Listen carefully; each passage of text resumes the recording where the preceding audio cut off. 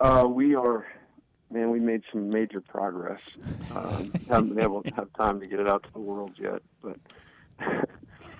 we're actually getting together in May for a couple of days to do some studio stuff, and then I think we're actually going to play a show sometime in Dallas in August. So no kidding. Wow. Yeah. So it's exciting.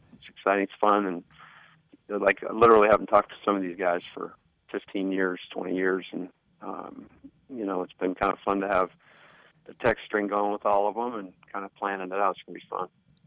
The tour will hit Vegas at some point, right? Well, only if we're well received in Dallas. But I highly doubt it'll do much more than that. It's kind of a one-time thing, but it's probably more for us than anybody else. So it's going to be fun. Tim LaComb, the men's basketball associate head coach, man of many talents. Yeah, and that's how it starts. You don't expect it to, end up in Vegas, but the Backstreet Boys are here. That's just what it is. Hey, what's the vibe of the team this week as you beat number one Saturday, huge emotional high, and now you prepare for an LMU team that's kind of an interesting matchup? It is a really interesting matchup. I think the mindset of the guys has been really good. It's unique because we haven't had, basically, you consider this almost like a bye week, We haven't had a deal where you go Monday to Saturday without playing a game for a long time. And so we were able to kind of get our guys a little bit of rest early in the week and some recovery. We did some skill work with them, and we're able to kind of work individually with their games. And then, we got right on the task of Loyola. They are, they've given us, difficulty both times we played them. At their place, we were really fortunate to win, kind of grabbed it late. And then at our place, they gave us a great game. And they're a good team. They pose a lot of issues for us. And so our mindset and focus has been all about just doing what we have to do to be successful against this team. Dave Rose told the media earlier this week he felt like this BYU team lacked some intensity in practice and needed to be successful in a tournament setting. How has that changed as you have continued through practice and as the week has progressed towards Vegas? I think that early in the week, and a lot can be said early in the week anyway because it's unique. With BYU, it's unique. You play a Saturday, you take a Sunday completely off. You don't meet, you don't get together, you don't watch film. So the first time you interact with the guys is on Monday. And so I think there's almost like a natural, malaise to the group after Sunday that we typically work through. And so as the week's gone on, our focus and our attention to detail and everything has been really good. I think our guys, as of last night when we met, were in a great spot. I think they know the task that's at hand, and in order to be really successful down here in Vegas and in any tournament, you've got to play and get through the first game. You've got to play through tough things. You've got to play through adversity. You got to play through some crazy stuff, and then you've got to make things happen for good. So it's exciting because a lot of these guys haven't experienced the conference tournament, and I think that as the week's gone on, they've progressively, gotten a better understanding of what this is all going to be about. Tim, both games with the Lions were decided by 8 or less. One included an 18-point comeback, the largest comeback in the regular season for a Dave Rose team in the last 12 years. So what does LMU do that requires your attention?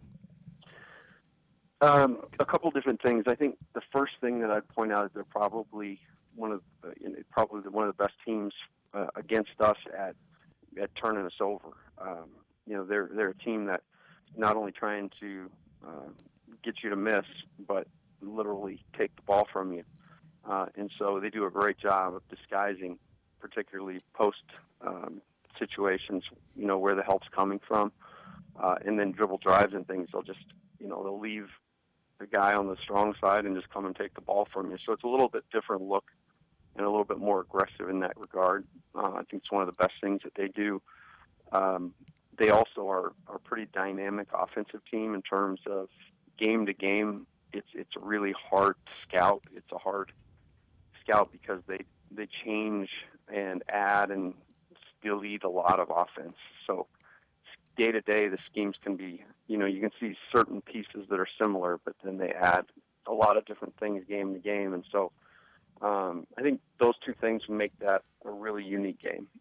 Not only are the Lions a challenge for you matchup-wise, but now you play in the opening game on Saturday, 1 p.m. local time tip-off. What are the biggest challenges of playing that first game in the afternoon compared to where you're used to playing in prime time?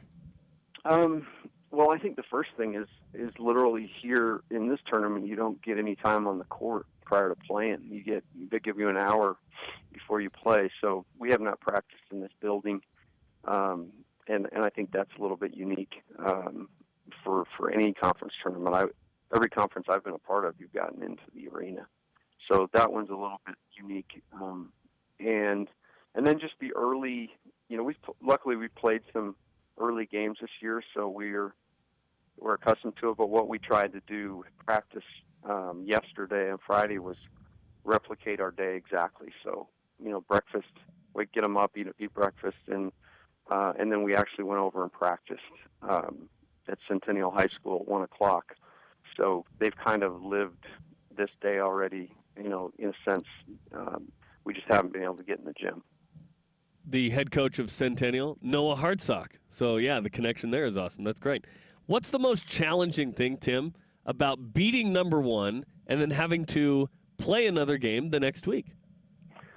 I think it's the periphery. I think you go through a season, and I really do believe that, particularly with our players and the people that surround the program, everybody's so invested in your success and your lack of success that I think if you could sequester everybody in a room for 5-6 months and just you be the only voice in their head, that it would be different. But I think with just like success, just like failure, success can be a little bit divisive because I think our guys walked around for a few days here and everybody, thinks that what they did, was the greatest thing in the world. It was obviously a great accomplishment, but the way we look at it, we have a lot more to do.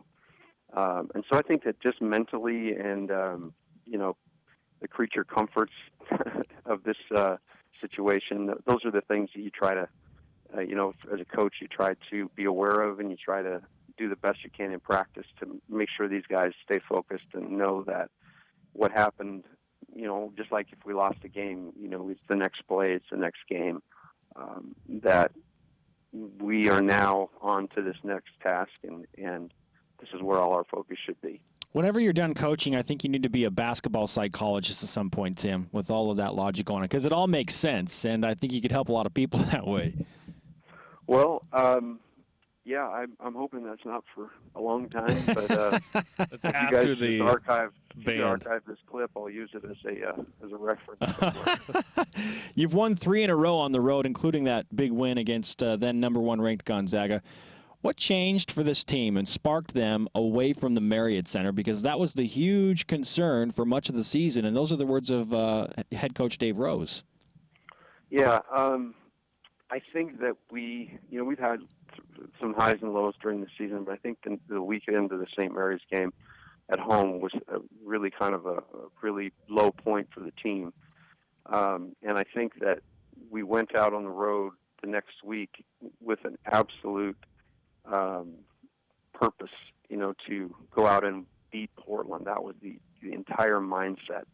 And all of the other stuff that enters, your mind was totally, for whatever reason, our guys did a great job of just sectioning out everything and focusing on winning that game Thursday. And then as part of winning that game and the way that we did it, I think we shared the ball as well as we shared it. I think that reads were made and then shots were made and confidence came from Thursday night. And then, the Saturday game against Gonzaga was a really unique deal because literally no one in the country thought, in the college basketball world thought we were going to win the game. And so we had a real advantage to just kind of hunker down and use, all that, basically to get our guys to feel like, hey, we've got no pressure. Let's just go in there and do what we best we can do and let the chips fall where they may. And obviously played great. So I think we've come off an unbelievable week. from a basketball standpoint, but I think we've moved, like this group of guys, I think we moved them forward a notch in terms of their progression. And that's been the hard thing about the season is we've got a lot of guys who've never done this before. And there really is no substitute for actually going out there and competing and feeling what it's like day to day and game to game, practice to practice. So I do believe we've moved this thing along, and I'm excited, to see where we can take it. BYU basketball associate head coach, Party Hounds rock star, and future sports psychologist Tim LaComb. Bringing the heat on game day. Yeah. Coach, thanks for the time. We appreciate it on your busy schedule. Great to always to be with you guys. Thank you.